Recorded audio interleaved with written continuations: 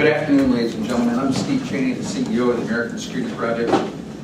And in our continuing series on national security, today is a particularly unique one, the battle on the final frontier of discussion of national security in space. Let me talk for just a second about the American Security Project, founded in 2005 by Kerry Hagel and Martin Rudman. The intent was to bring up topical issues from a nonpartisan perspective. And in particular, he wanted the national security side of it and do it factually.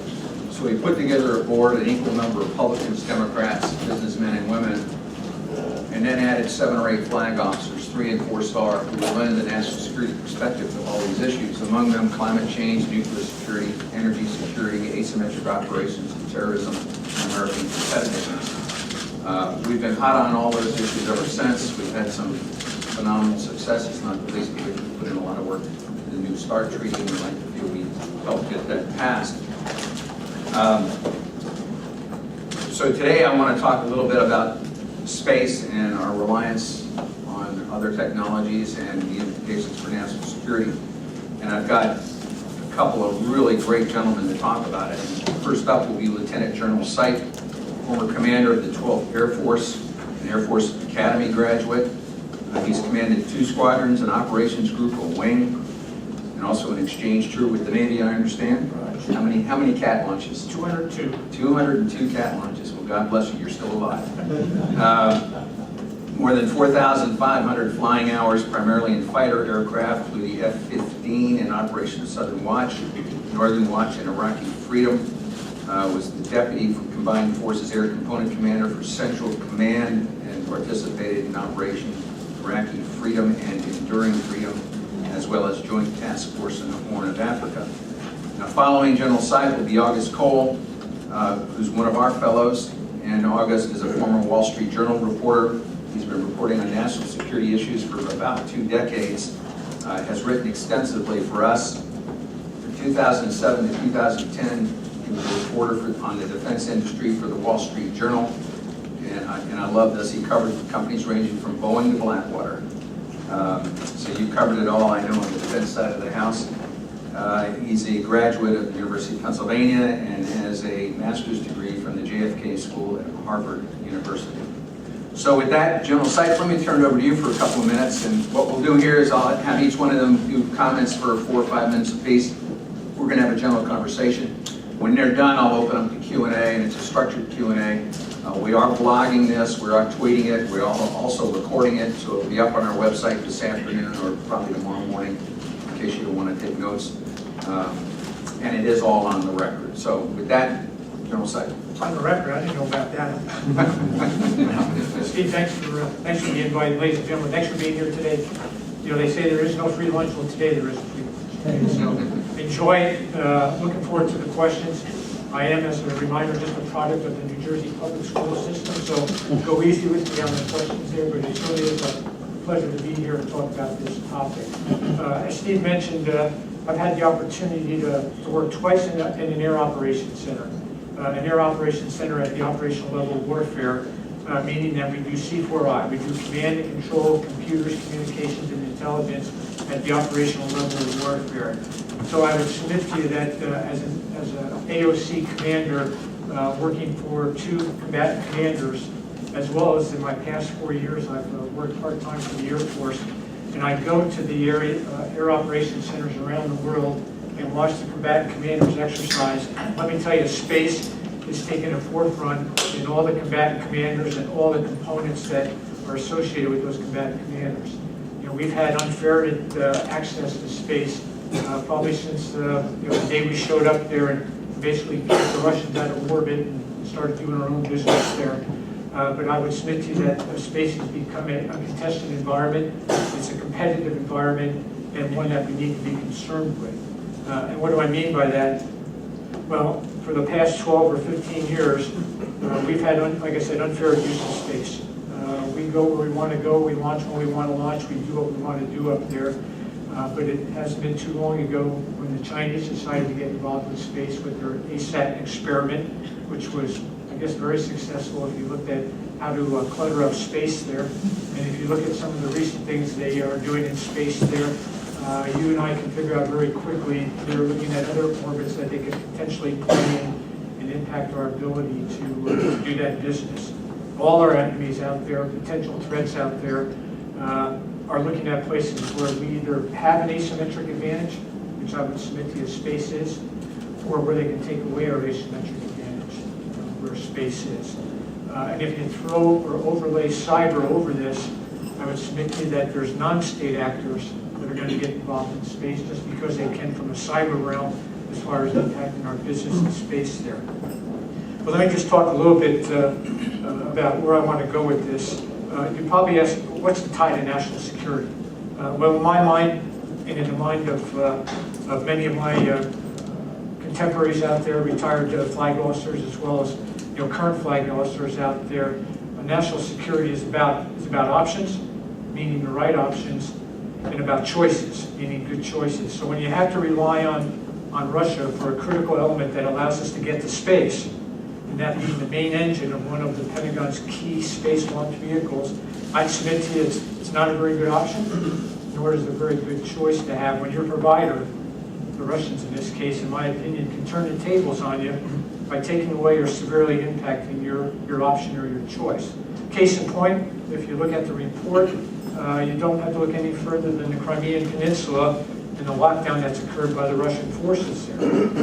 Now, is it time to go to battle stations? Is it time to man up our weapons? No, we're not there yet, and I doubt if we will be. But don't all of you here today find it just a bit disconcerting, as our report states that on one hand, Russia's supplying the U.S. with critical technology and hardware for a military satellite launch program, while on the other hand, it's actively working on technologies, anti-satellite technologies, along with China and a few other less than neighborly nations, designed to destroy or degrade those very systems. Like I said, I do, and again, I'm just a graduate from the New Jersey public school system, and you folks around the table are a lot smarter than me, and I'm not sure, or I'm sure it's not lost on President Putin, that the very U.S. satellites that he's helped launch are now monitoring his troop movements.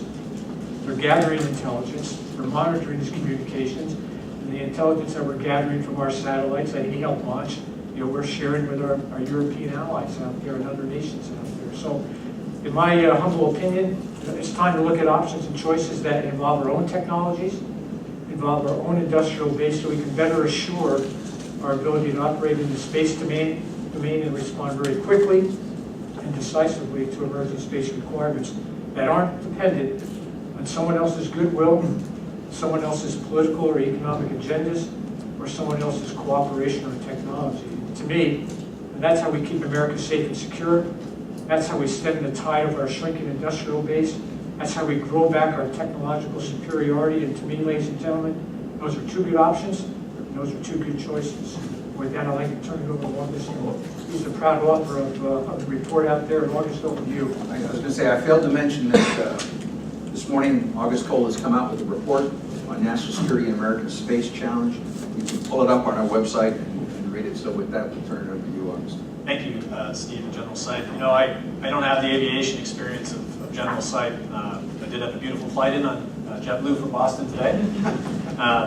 And that actually, I think, is an important point, is that it's easy to overlook space, and space is a national security issue. Washington tends to look at a lot of these issues as front burner priorities, but for much of the country we don't. And it's easy to see why. You live in a city like DC, you don't see the stars. It's not much of it's not really part of our kind of daily ritual experience to look up and wonder, what is up there? What are we doing up there? We take it for granted a little bit. But space matters more than ever, especially to the military, as General Seip said. And I think this paper and this event, thank you for coming, and hopefully for reading the paper as well, or at least download it. It's part of the dialogue that ASP works toward in terms of improving public understanding. We have critical issues that often don't get enough attention. I think General Cheney's work on environmental security with Andy Hall are a good example of that. And this is very much in that line. We're looking to create consensus around the importance of military space access. This has a great hook, as General Seip said, because of the situation in the Crimea with Russia. And I think in the importance of space-based intelligence gathering, we know that it's crucial, not just in the tactical context, but it also provides information. It shapes our strategic understanding of the world we live in. And that means advance notice of troop movements, or it means intercepting military communications. That's just undeniably important. And it also leads us to this moment too, when we look at how the military space industrial ecosystem functions. One of the ways that I've looked at such issues like American competitiveness is not only in analyzing what makes us strong, but actually what makes us weak. Where are our vulnerabilities? It's easy to talk about what makes us strong. That's usually what most people like to do, but it's often missing the opportunity to take action and fixing something that should be addressed. And that means, in this case, looking at our industrial base, how we actually get some of our nation's most vital assets into orbit. It means also really assessing whether we're doing enough for research and development, both in the military and in the civilian sector around space launch. Clearly there's an abiding need that is developing, and it's something that policymakers need to be even more attuned to. When I was younger, I used to read a lot of science fiction, and then I got tapered off and was replaced by history or political science. I felt like I was growing up and shouldn't read it anymore. Now, as I'm getting old, I feel that science fiction actually has a great role to play in understanding how we look at some of the possible worlds that we may inhabit, not necessarily today, but in a few years out. I think that's, in fact, one of the most important things we can do in terms of having this dialogue and this conversation that really starts here today, is using our imaginations to understand that the assumptions we have about the reliability of our space assets may not be as strong as we think. It's clear, DoD knows this is an issue. They're working hard to address all aspects of it, even the launch side, as General Seip pointed out, the Russian role. Competition's coming, and there will be more, but there always can be more that can be done. One of the things I think that we often see is that the version of competition in Washington is different than the way the rest of the economy, both in the U.S. and globally, works. And I think it's time to kind of integrate some of those practices and attitudes more into the way we do military procurement of all kinds. The Budget Control Act too is forcing hard choices throughout the Pentagon, throughout Washington. We're seeing the aircraft that the Air Force flies put in more and more hours. Space satellites are having a similar situation where they're being kept in orbit longer and longer, really as long as is possible. The aircraft that refuel many of our fighters are often older than the pilots. The satellites aren't quite that old, thankfully. Some of the engineers maybe were working on them, but the paradigm is there, and it's a significant one to understand if you're thinking about it from an adversary's perspective and where the American vulnerabilities lie in space. The evolution of the industry, though, is happening apace, whether the DoD is part of this or not. Satellites are getting smaller. The Air Force is trying to look at this in a more contemporary perspective and talking about what's known as disaggregation, meaning using more satellites with fewer functions. The idea that if you lose one, you have more to another one to replace it, or you can put another one in orbit more easily. But as it is, we're very reliant on heavy lift, like big satellites atop big rockets, and getting into orbit as quickly as possible. It's become very expensive, and the cost control measures that are put into place are having an effect, but not enough to make this a viable prospect in the coming decades. And so overall, I think that means looking at the commercial market in a new light, in satellites, in space launch. We're going to see increased competition. It's going to come, it's going to happen. I think that's just the way that policymakers are going to keep pushing, and it's important for DoD to get ahead of that. I think the way we're relying on the Russian engine for our EELD program is a sign of some of the old ways of doing things, and apart from that world, there's a new ecosystem, economically speaking, that's emerging that is potentially more attractive from a military perspective, but also a taxpayer perspective. I think that's something that we're going to be increasingly sensitive to in terms of getting value per dollar when we look at even our most exquisite assets, like some of the space technologies that we talked about earlier. In a sense, we're looking at a paradigm shift within the defense industry too. There are a lot of big existential questions about how big the companies should be, what businesses they should be in, who should own them, shareholders or private entities.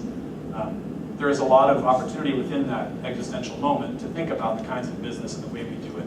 And space launch is one part of that larger debate, that larger exploration, but it's one that I hope you can participate in with us here today. Thank you. August, thanks, great comments. I've got a lot of questions, so let me just start a quick dialogue and ask you the first one, General Seip. I think it wasn't that long ago we weren't that dependent on satellites, but today, look at GPS, for instance, and other technologies that I think the average American just doesn't totally understand how dependent we are on satellites and on space. And then when you draw that line into the defense realm, how much is our defense establishment dependent on what's orbiting around in terms of C4I or reconnaissance? How important are those assets to our national defense? Yes, Steve, obviously very important. In that Air Operations Center that I referenced to, what's important to us in space, global weather. For planning and for execution. Precision timing, precision navigation for those GPS type of bombs, so we can minimize collateral damage, so we can get the effects that we want with minimum use of resources out there. For secure comms, when you look at the fact that we're flying UAVs in Afghanistan, a few years back in Iraq, and controlling them at a base in Nellis Air Force Base, there's over 135 touch points that go from the place where that young man or young woman is controlling that UAV to the actual flight of it there. And a lot of that is over the secure comms that we hope are secure, that we need to have mission assurance for. And then finally, certainly the intelligence that we get from overhead imagery, whether it be from the NRO or our own services as far as what they put in the sky here. So very dependent on it. It gives us an asymmetric advantage. It gives us that global view. It gives us that God's eye view of the commons out there, and certainly one that's not lost upon potential threats out there as far as how do we take away the United States military's information superiority, their decision-making superiority. Well, if I was the threat out there, I'd be going after those command and control nodes that basically are hooked into our space assets that allow us to have that OODA loop. If you want to go back to John Boyd as far as being able to quickly outguess your enemy, know more, act faster. Yeah, I'm no expert on satellites, but when you look at what's gone on this last couple of weeks in the search for the Malaysian airliner, and then all the different countries that have satellites up there that have coverage over the world now, they haven't all launched them. They probably paid to have somebody else launch them for them, much like we're paying Russia to give us the engines to launch our own. It's just astounding to me, the proliferation of satellites and what's up there. But how vulnerable are those? If, for instance, and I'm not advocating weaponization of space, and I know there are treaties against that, but if somebody did an electromagnetic pulse up there, could it knock them all out? It would, depending on what orbit you put that type of pulse at, you could have a pretty big effect, not just on the military, but what you and I do each and every day as far as banking and commerce and whatnot. There's going to be a wide range of effects out there from just a simple pulse or what have you. Look no further than the Chinese, whether you believe what they say or not, that they weren't trying to weaponize space there. The fact that they, caused a collision between two of their satellites there and put a lot of junk in space that we are tracking for the rest of the world ought to make it be a little bit suspect of their intentions both now and in the future there. I mean, their doctrine is one of deterrence.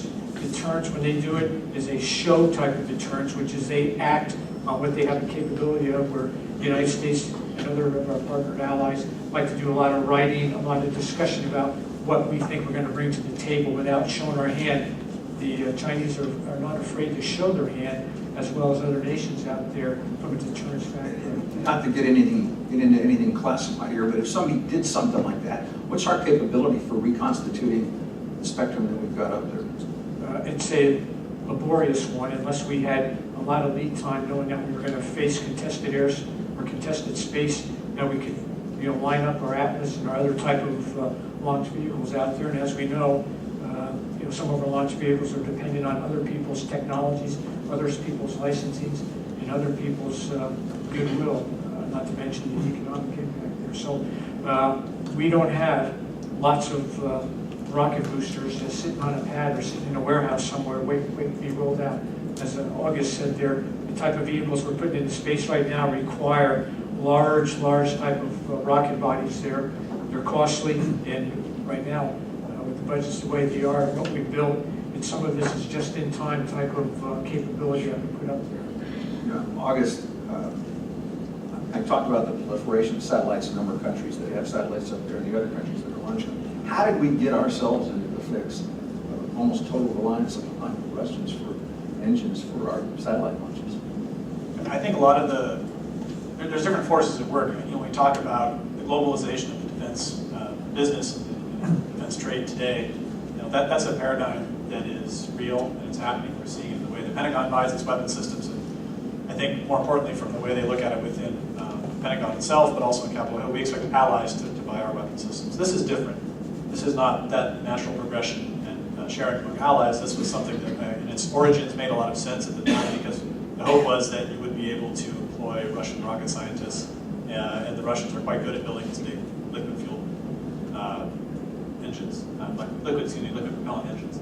And the idea had been to produce those in the US, and that hasn't come about. And so that gives us an opportunity to really think about, is this the way we want to keep going? Is the way we're building satellites, not just today, but in the future, going to need the kind of sustainment of a kind of business as usual approach to this sort of heavy launch? I think there's a real opportunity to examine that and to have that debate both in the Pentagon, but also on Capitol Hill, as a lot of the constituencies have a lot invested. There's a lot of effort that's been put in to get the costs down on the part of that program that should be lauded. But I think the times we're in, they require more, and I think that's what the debate needs to be. Again, not just in the context purely of space, although that's what we're here to talk about, but I think if you really want to see this as part of a larger trend that's going to be playing out in the next few years over the budget cycles, whether we have the Budget Control Act or not, that you're going to see a real need to take cost out in a way that hasn't been, I think, fully appreciated yet. And that's going to mean people being creative, and that's a very hard thing to do in Washington sometimes. With the demise of the space shuttle, we're totally dependent on Russia for manned launch to get people up to the space station. But we don't have to be totally reliant on their engines to launch our own satellites, is that correct? Potentially. The idea would be to have DoD look at more entrants in the market and to open this up in a way that might fund R&D in the sector. I mean, when you step back and look at the top research and development expenditures by company globally, there are no aerospace and defense companies in that top 20. And I think when you look at that kind of a shortchanging of future investment, you start to then therefore flip that around and look, where are the opportunities to try to make progress and get that dollar back into engineers in the U.S. working on programs that are going to have a direct impact on U.S. national security. Great answer. With that, I'd like to open up the Q&A. And the way I kind of want to do this, if you have a question, just raise your hand.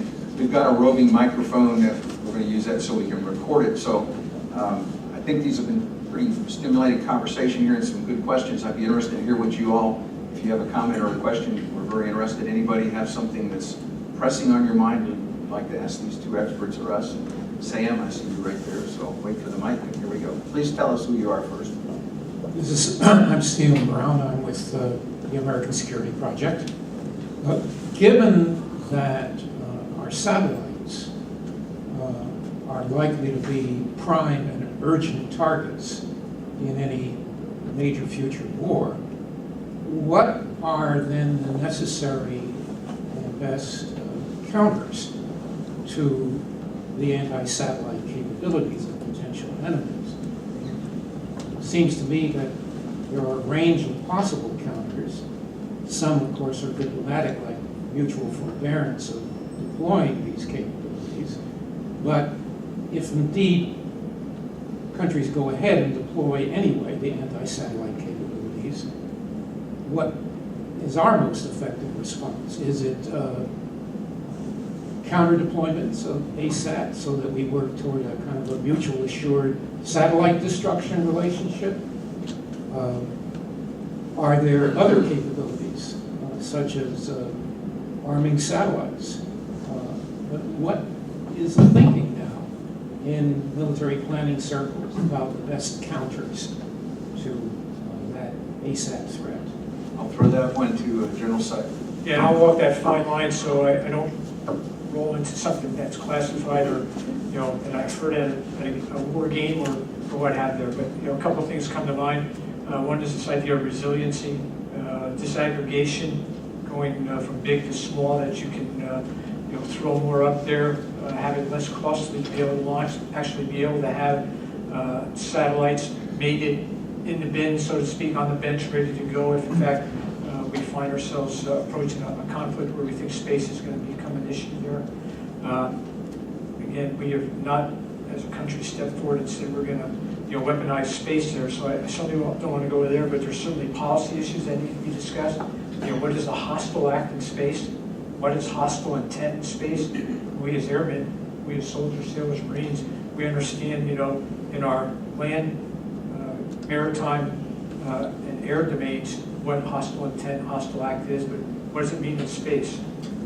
What does it mean to take a defensive countermeasure? When do you decide that something's really coming after me and I need to move my satellite? And if I move my satellite and it's on a commercial satellite, what does that mean to the stakeholders out there that are potentially, where the customers out there, they're going to lose some capability because of that movement of that satellite. And what happens if we move the satellite so many times because we think we're being threatened that we basically use up all the onboard type of fuel there, and now the threat out there has accomplished the same goal. It's got a dead satellite up there that I can't use there. So there's lots of talk out there about how to, I won't say how do we weaponize space, but how do we take care of ourselves up there to ensure that both the civilian or commercial users out there, as well as the military users out there, have some way of, I guess, for lack of a better term, surviving. And I think a lot of it comes down to space situational awareness. How do you get space situational awareness as far as what's going on out there? How do you figure out, maybe left to launch,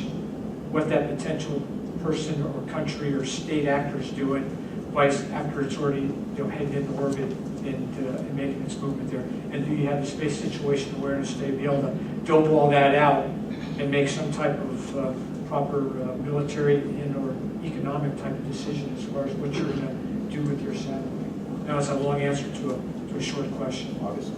It's a great question, and I think there's a couple interesting dynamics there. One is the rapidity with which you could lose space assets. It may happen before you, maybe happening before you even really realize it. And that puts you in the position of thinking as much about not only the response, but how do you replace that capability. And so that speaks again to some of the thinking that's going on in the Air Force about, can we do the same thing with more satellites that are maybe less costly or simpler to protect against that kind of outcome. The other element, though, and I think, again, the Russian example in Crimea is very interesting. Here you have an incursion that is short of what we might acknowledge as a conventional invasion. A shot was not fired. Those kinds of operations are possible in the space and cyber domain. You may lose accuracy on a certain satellite's systems, GPS, for example. Can you ascribe that to an adversary in the Pacific as you're maybe squaring off over a box in the ocean? Possibly, possibly not, because there is such a murky legal framework around what is permissible and not, what constitutes conflict in space and what does not, that you run the risk of escalation in a way that can be very, very perilous for two parties.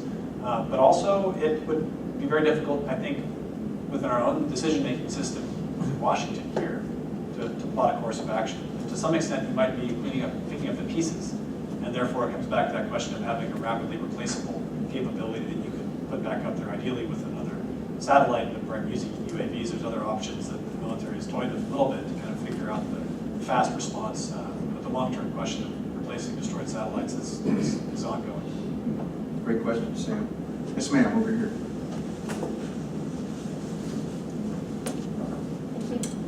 Hi, I'm Melissa Hirsch. I'm a risk analyst, and I flew in late last night after 3 weeks in the Middle East, so if this is incoherent, my apologies. I was really glad to hear you bring up space situational awareness, because that was one of my questions, and I have three. One was, how does disaggregation impact space situational awareness? And what role does the commercial sector play with respect to that? So you have the SDA database as well. How is that going to be shared with in the space situational SSN as well? How is that all going to be put together in the future? I think I have 4 questions. The other one is, this discussion has predominantly been focused on DoD, but you've been talking about resilience and vulnerability, and this is a critical infrastructure conversation. So what role does DHS play, if any, and or any other fora for addressing critical infrastructure protection? And what, in your mind, is the difference between disaggregation and multi-mission assurance? And how does that include the commercial sector? Thank you. Okay, thanks for coming, ladies and gentlemen. No. The answer to the first one is, it makes it harder, obviously. If you're going to disaggregate, you're going to go smaller, much more out there. That put your capabilities on more satellites and different capabilities on more satellites. Obviously, from a space situational standpoint, you better have the technology and capability to be able to track all that and then understand. I mean, you got to know yourself and know the enemy, know that threat out there. You got to understand exactly what you're asking for when you do this idea of disaggregation. And I know Air Force Space Command, and I'm sure Joint Staff, OSD, and many others out there that make a lot more money than I ever made are thinking through that as far as it's an easy term to throw out. It's an easy thing to write papers about as far as how great disaggregation will be, but it comes with a whole set of problem issues, just as you mentioned there.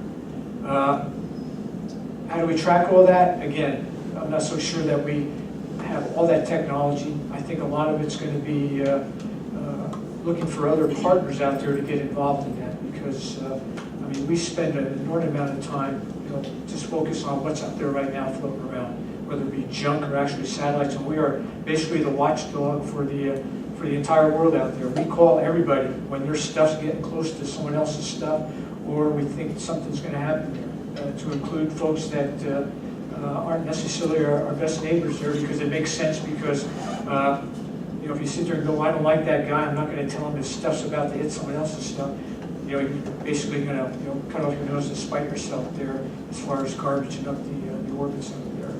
From a commercial sector, at least the discussions I've been involved with, they're obviously worried about more things up there, having space situation awareness for their customers, for their stakeholders up there. I think they're particularly concerned when they have military riding on their satellites, as far as what's that mean to their customers, and who's going to take the risk, and what are some of the policy issues, who's responsible if something happens to that satellite? Is it DoD? Is it written into the contract as far as how much risk the commercial side is going to take by allowing the military to ride on some of their backbone there? And then the last portion that you talked about, as far as this whole idea about more focus on the commercial side, absolutely. Again, not pointing to any particular companies out there, but those that I saw at a recent seminar at Air Force Space Command are, in some cases, I think, further along than DoD as far as thinking through this program, as far as how they're going to operate in space, have mission assurance, which is a big word, as far as to guarantee that they can deliver to those customers down there, because if they can't deliver, there's other companies out there that people can move toward there. So again, a lot of, at least I was exposed to a lot of good discussion with the uniformed folks, as well as with the commercial side of the house there, as far as what does this mean as we roll into the future there. How did you hand on? That's probably missed a couple of your questions, but I'll turn it over to I can't top that, but the framework I think that's important too is that there's a business case that has to be made when you're looking at this from a corporate perspective, whether you're looking at whether you're going to carry a DoD payload or not. I don't think any CEO these days is interested in sort of science fair projects for their own sake. I think there has to be a real rationale to deliver some kind of return, and it's one of the challenges. But the flip side of that, again, is that you have to find ways to make those sorts of on-ramps if you're looking to entice commercial providers into any of the federal procurement opportunities. Is how do you cut red tape, how do you reduce their costs so they're not burning through their budgets just trying to fulfill papers, not do the actual engineering that makes a difference and improves U.S. national security. So I think that's an important part of what you're asking too, and it ties into infrastructure, I think, as well, because that is absolutely a commercial and government dialogue that's happening now, but is part of whatever we do in the future. Thank you. I'm not sure what DHS's partners would be. I've been through airports a lot the last couple of months. I'm not sure I want them messing around with satellites. They have a hard enough time with airport counters. But I view that as kind of a secular domain of DoD. Would you not, Norm? I mean, Yeah, I would think that Northcom is spending time talking to their civilian counterparts at DHS to be able to understand, the whole scope of the potential problem out there and the threats that both we as a country with our own infrastructure might face vis-a-vis just what DoD is concerned about from a national security standpoint. I assume that when we start talking about our own infrastructure there, that's part of our economic security, which that certainly ties into our national security. So I don't think you can divorce one from the other. I think decisions made in one area, you need to, before you make that decision, you need to think through the impact it's going to have, throughout that whole space structure or system that you're looking to impact or affect. But the one question, and thank you for your comprehensive responses, but the really fundamental actual emergency response capabilities are something I've read very little about. So I'm not just concerned about cyber disruption, I'm also concerned about actual detritus falling from the sky and or problems in space. And who's addressing how to reconcile those issues? And we talk about resilience, but what does that actually mean? I mean, this may be a conversation that is taking place before the technology exists to make those decisions, but who's actually discussing that? Is DoD discussing that? They are. I would tell you that Stratcom, Air Force Space Command, Army Space, and others, Navy, all the services are thinking through this idea of, how are we going to survive in space? How are we going to continue to use space to be our asymmetric advantage and not have it taken away from us? And if it is taken away from us, what does that mean from a risk standpoint? How do we work around that risk? What does it cost us? And what does that mean then from the entire infrastructure that we need to put in place, both in space and on the ground, in order to support a disaggregated type of setup, if in fact that's the way we decide to go? Great question. Anybody else pressing the question? Paul. Hi, Paul Hummel from ASP.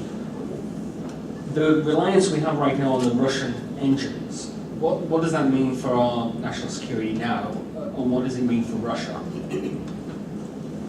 I'll just go back to what I said, to me that's a bad choice, and that's a bad option. In the military, when you only have one choice, you really have no choice. And I'm sure that applies to the civilian world out there also. So I would submit to you that we ought to look for other options. We ought to not necessarily look just at licensing or trying to get a license to manufacture. So we ought to look at our own technology, our own industrial base. And then obviously, I realize we're going to spend the next dollar.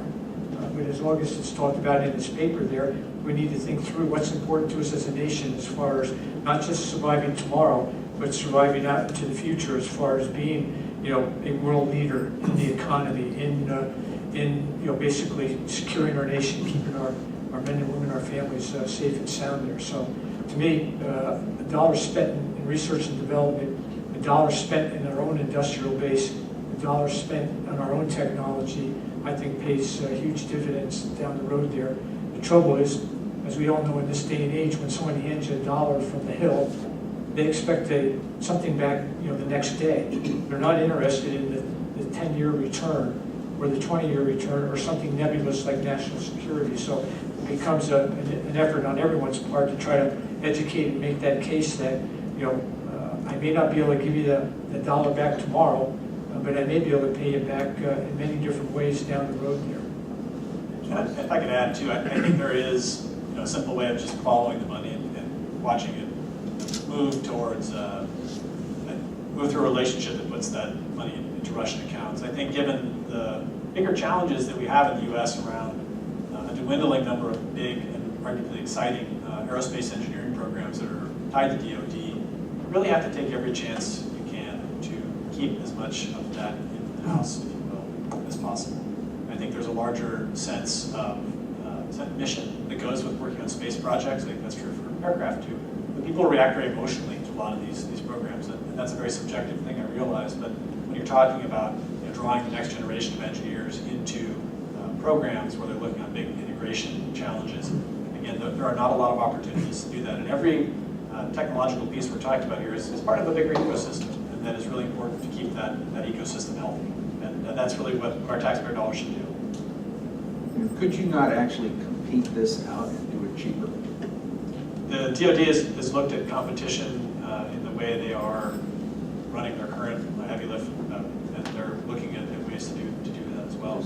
And I think again this goes to the bigger question of what is the value per dollar. Sure. And that's often hard to understand when you're working on some of these programs. They can get very opaque, and again the red tape and the paperwork that goes with competing can get really, really serious. Question down here on the left.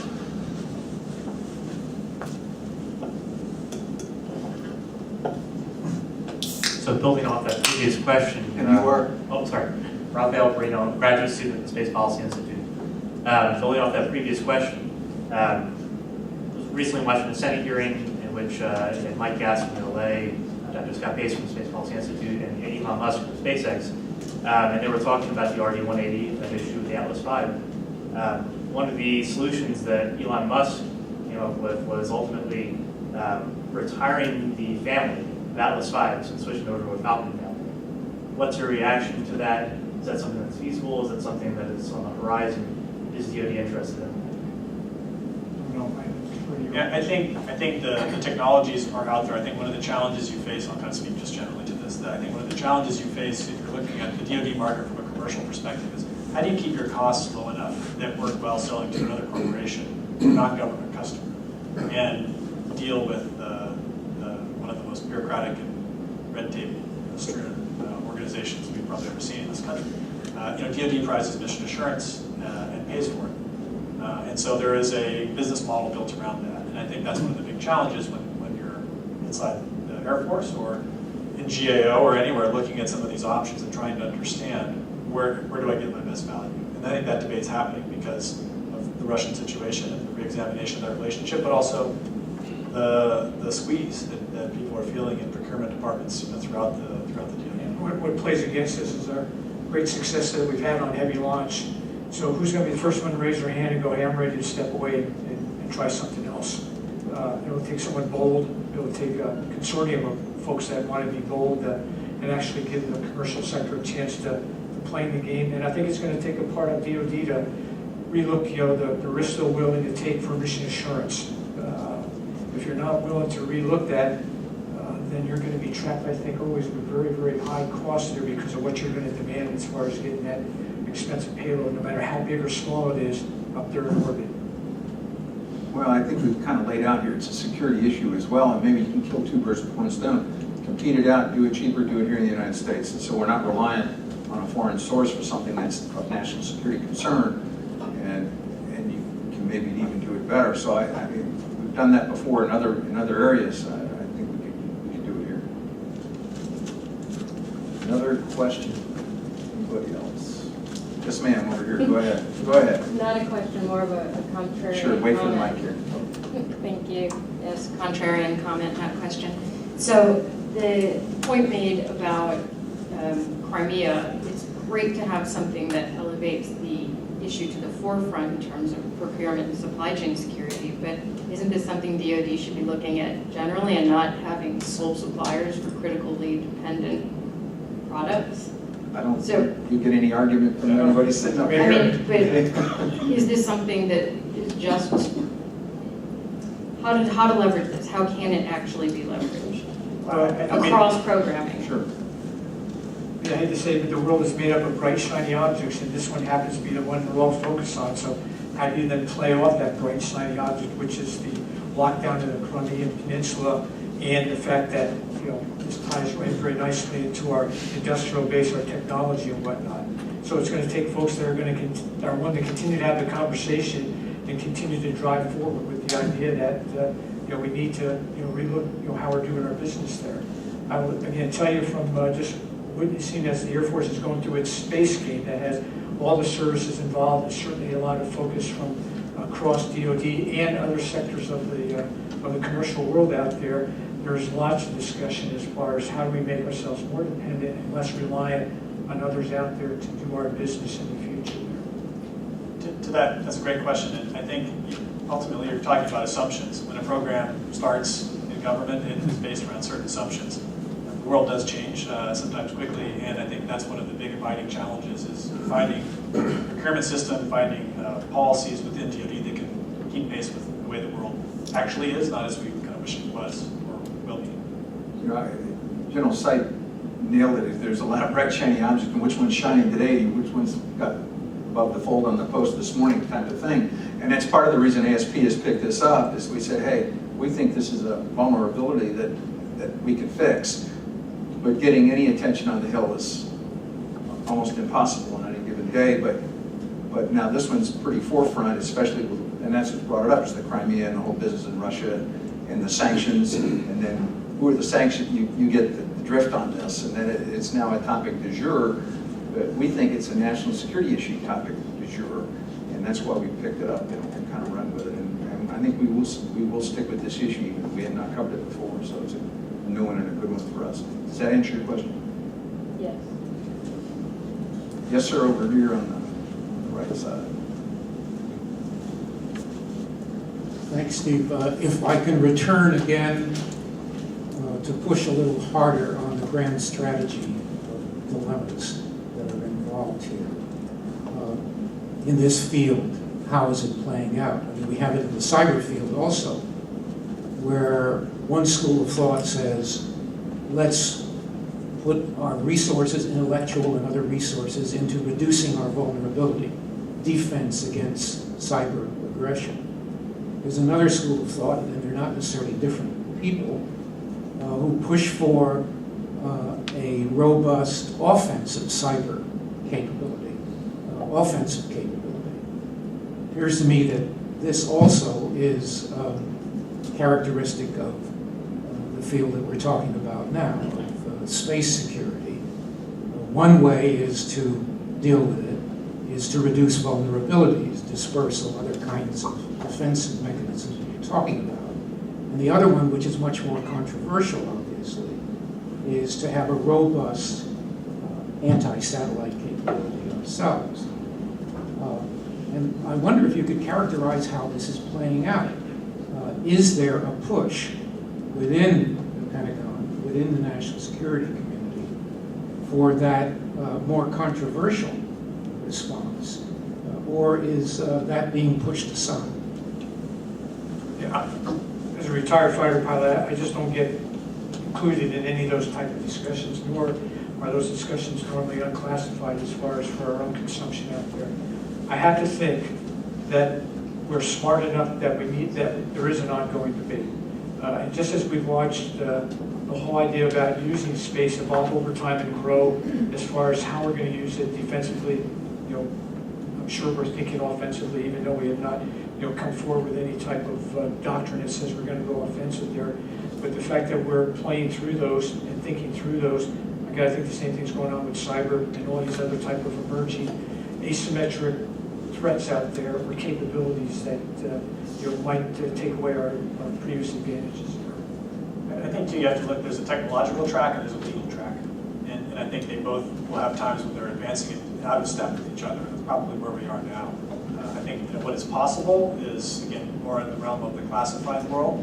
I think to look at the vulnerability side of it is often where the understanding starts. And that sort of shared vulnerability is something that is universal to any user of space, whether it's a commercial entity or nation state.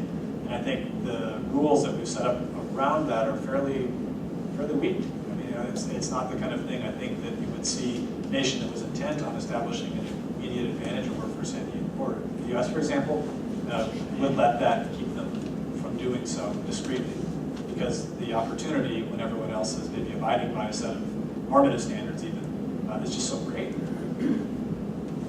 You know, Sam, I think the bottom line to this is we don't know exactly, to answer your question. However, there are a lot of people over there that are certainly equally as smart as me, or if not considerably a bit more, and who are looking at all those issues. They overlap, like August just said, on the legal side as well. So I think they're all considering those, but I don't know specifically what they are. Right behind you, Sam, there's. Thanks, Mr. Stephen Ahmed from the Egyptian Embassy. I just wondered if I could see it's the United States strategy or new strategy towards the space and the cyber could, with all of the demands of money and all of these things, could such affect the United States foreign policy for their allies, like we could see in the past time that the release of the soldiers in the United States Army, and they decreased the aid for many of the allies, and subsequently that could affect the new strategy of the United States for dealing with their allies in the coming period.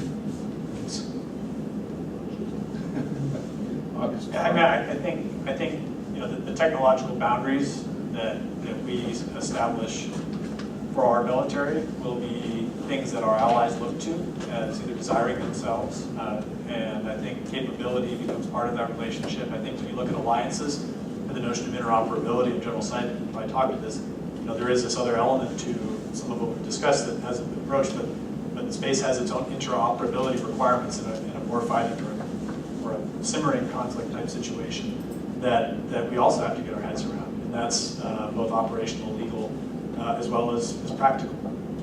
I can't add to that. Thanks. Yeah, when you talk about, for instance, selling weapon systems to other countries, one of the beauty of that, of selling them to allies, is that they're compatible. So you can talk, and you can, maintenance-wise, be interoperable.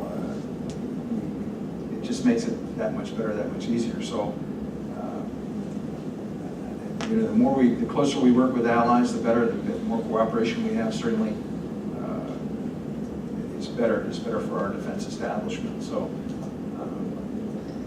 you know, again, we have to keep ourselves secure, but nonetheless, we have to work with our allies as well. So we can facilitate that. So much the better. I mean, I think just to add quickly, cyber is a test case because that as an exportable capability has a lot of interest, and yet there are national level, let alone international rules that govern those sorts of technologies, both within our allied sphere and our kind of further allied sphere, that make it very complicated to do so. Let alone just giving up the keys to the house, so to speak, because some of those technologies take a long time and a lot of money to develop. Does that answer your question? Anybody else? We get a closing question here from anybody? Or we've worn this subject out? I think it's a fascinating subject. ASP is not going to let this one go. We're going to track it certainly for the rest of this year. Now that it's really come to light after the Crimea business, and we'll watch what happens with the RD-180. And then my understanding is there's a pool of maybe 4 engines or so left to do launches through perhaps 2015. After that, we've got to buy more either from the Russians or somebody else. So it's very curious to see how all that's going to play out, and we're very interested in that as well. But I appreciate you coming. We'll have this up on our website this afternoon. Keep up on our events on the website. We're adding them on very, very quickly these days. We're averaging about 2 to 3 a week. And I really appreciate you coming today. These have been great comments, great questions. Let's give our 2 panelists a big hand.